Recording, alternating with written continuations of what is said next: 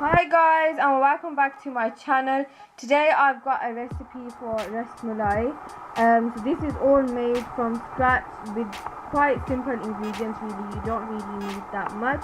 So if you guys would like to know how I made this, then please keep watching. But firstly and most obviously need some milk. So what I'm going to advise is you keep 1 liter of milk separate and 500 milliliters of milk separate. You also need around 2 tablespoons of lemon juice, or if you've got a fresh lemon, then we need the juice of 1 fresh lemon. You also need some green cardamom powder, and unfortunately you can only find these in like Asian shops. I'm yet to see them in any kind of English supermarket, but you might find it in an Asian aisle in your supermarket. But we need half a teaspoon of this separate and 1/4 teaspoon of this separate. So get both measurements and basically get half a teaspoon separate and 1/4 separate of green cardamom powder. You also need all in all 1.5 cups of sugar, and I'll tell you guys how to separate that throughout the video. You will also need half a teaspoon of corn flour, some almonds and pistachios. Now you can choose to add full almonds, pistachios, or ground ones, and I'm sure by now you've seen in loads of my videos. We just tend to grind them already in our house. So yeah, if you are allergic to nuts, then obviously please do not add this in. Also need some carnation milk, which is basically condensed milk, I think, but you get it in a tin. 2 cups of water, and probably the main ingredient, which is a muslin cloth. Basically, you can find these muslin cloths in Boots, yeah, if you don't have any Asian shops near you. But if you've got any Asian clothes shops, then just go in them and ask them for some malmal, which is basically, I think it's the same material, but we need it to be, can you see, quite transparent. We can strain the milk through it. So find something like fairly thin, so yeah, you can see that kind of thickness. And basically that's all of the ingredients. In a large pan, you firstly want to add in 1 liter of milk. I'll be waiting for the milk to come to a boil. So now that the milk's come to a boil, what we're going to do is add in some lemon juice. We're basically going to curdle the milk, which hurts my heart because normally when your milk is curdled you throw it away. But obviously for this recipe we're not doing that.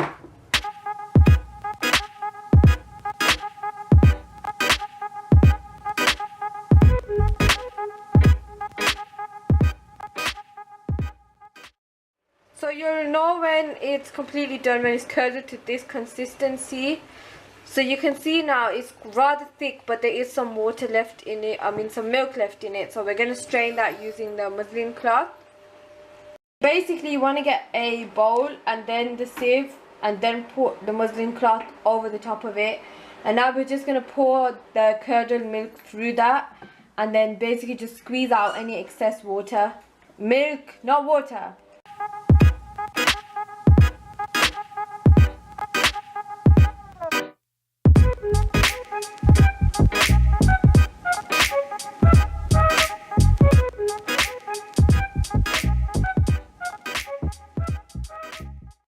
Leave that now to strain, and we're going to move on to making milk. That's part of the Ras Malai. This is what you make the, you know, those little ball things that you see inside Ras Malai, the pere. This is basically for that. And to get the sweetness and, you know, the taste and stuff, obviously we need to make some milk to put this in. So on we go to the milk. So now in a separate pan you want to add in 500 milliliters of milk. So now this is all the milk that we need in the whole recipe. Now we're going to add in the sugar. So that was half a cup of sugar.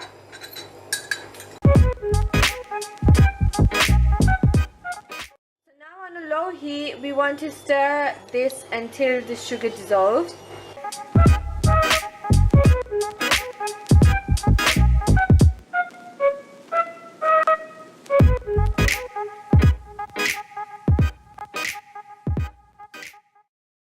Sugar inside the milk now, it's all dissolved. Well, there is, but it's dissolved.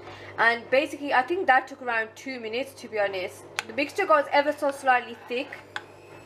So now I'm going to add in some saffron, and again this is optional.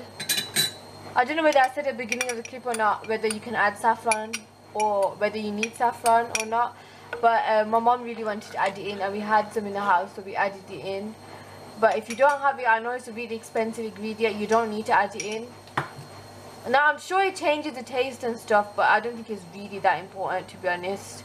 If it was up to me, I wouldn't have added that in. Now in a separate pan, we're going to add in the water. So I'm sure I told you this at the beginning of the clip. This was 2 cups of water and we're basically waiting for this to come to a boil. I don't know how much of that you can see, but the water is bubbling like mad. So now I'm going to add in sugar. 1 cup of sugar. And basically give it a stir. Okay, no, don't give it a stir yet. We're going to add in the cardamom powder first.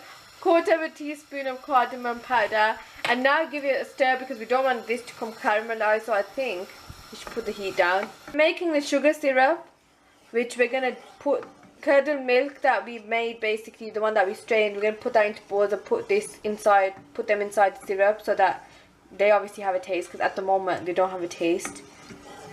So we've got 3 things done, but this is the 3rd thing we got done, so I'm going to recap now. Recap time, guys.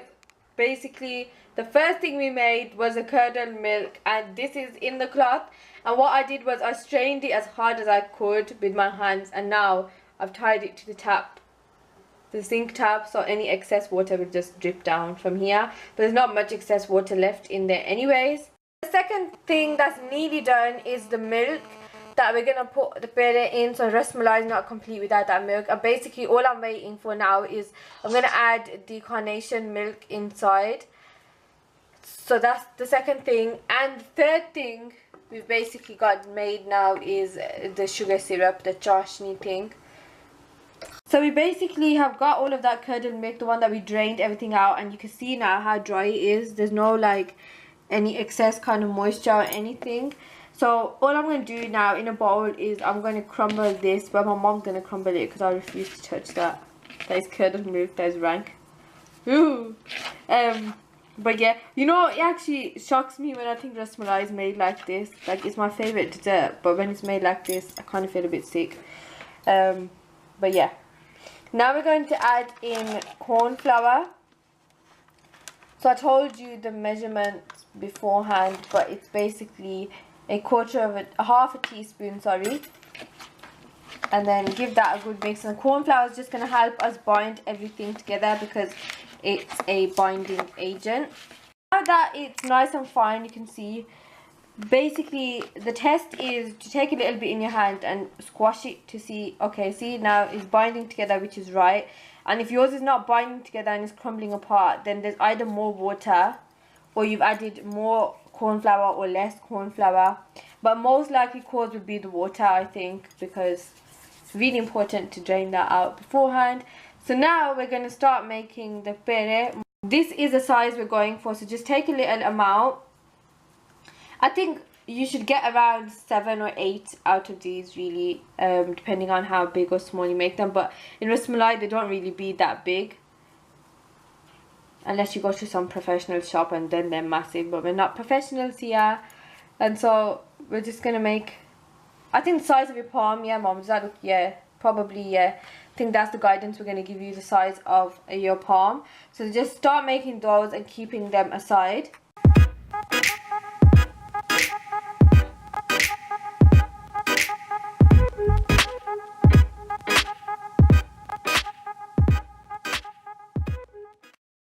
To get 7 fairly equal sized pere out of this mixture. So now that we've made everything, the last step is to add the carnation milk. So I'm going to add in around half a tin, and this is, I think this is the medium sized tin, so it's 300 and something grams, 397 grams of carnation milk. So half of that, going to add that in. Make sure that you've got the milk on on heat, because it has to be warm for all of this to mix together. So we're just going to give that a mix. We're not bringing this to a boil or anything, just to warm it up.